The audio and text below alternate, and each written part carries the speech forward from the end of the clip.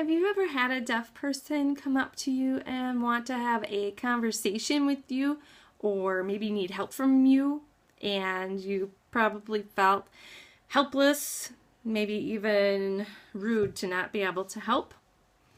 Well, let's hope we can do something about that today. My name is Nicole Lowe. I've been a sign language interpreter for students in the school system for 20 years. It's not going to help you now if I have you memorize a whole bunch of signs and 5 years down the road you're not going to remember any of them. So my goal is to give you some tips and hopefully not have to memorize a whole lot. So the first thing I want you to remember is that there are different levels of hearing and different kinds of disabilities. So whereas someone might be able to hear your voice and maybe even understand you, there'll be another that cannot hear anything. There'll be some that can lip read really well and some that can't lip read at all.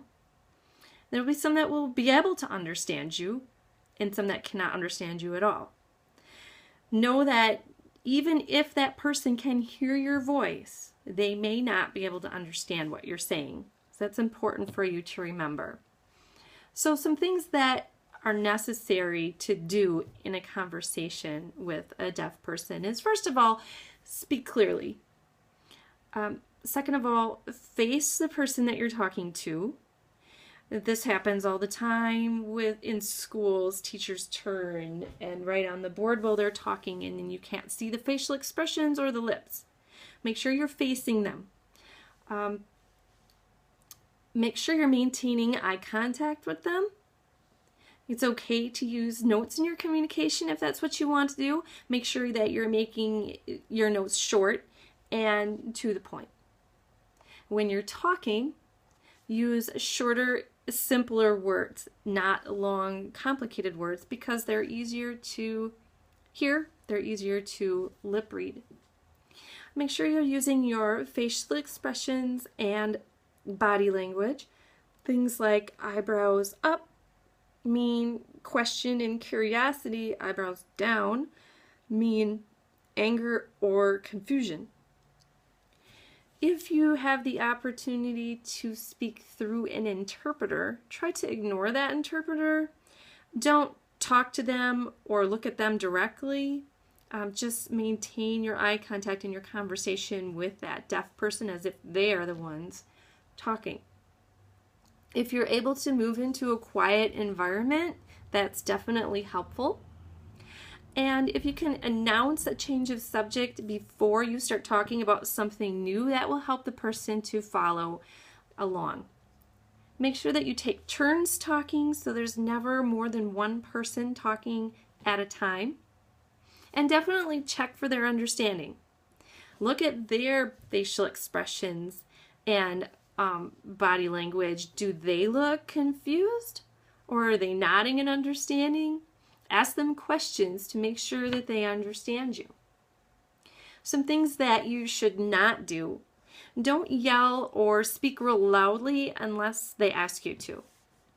Don't exaggerate your words like this, because it's actually harder to lip read when people are exaggerating. Again, don't turn away while you're talking to them. That also includes don't be eating, chewing gum, or putting your hands on your face when you're talking to someone. You're not talking like this. Try to avoid that. And don't talk down to them.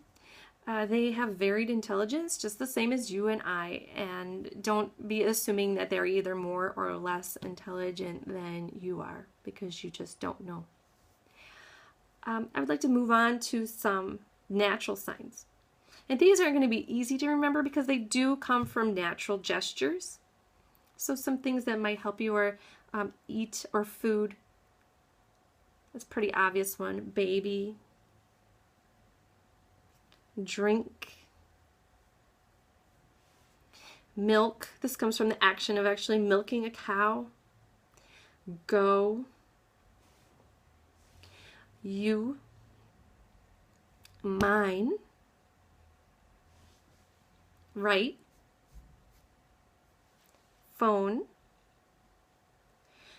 time, this is like pointing to your watch, Hour, you're imagining my hand being the face of a clock of an hour and a minute. Hot is like pulling hot food out of your mouth. School, cold, and sticky. Now those are just a few. There's actually many more. Something else that could be very helpful for you are some directional signs, such as that word food or eat. I can feed the dog by changing my motion. I can also feed the baby, or the baby can even feed me. This sign you should memorize. This is the word help. And it's very beneficial to know this because with this one sign, I can say, can I help you? I can also say, will you help me? With just one sign. The word go can be pointed in whatever direction you want a person to go. And the word you could point wherever that person is, but also use it plural to mean several of you. Something that may also be helpful are to know some time markers. That if I'm talking about right now, today, this is right in front of my body.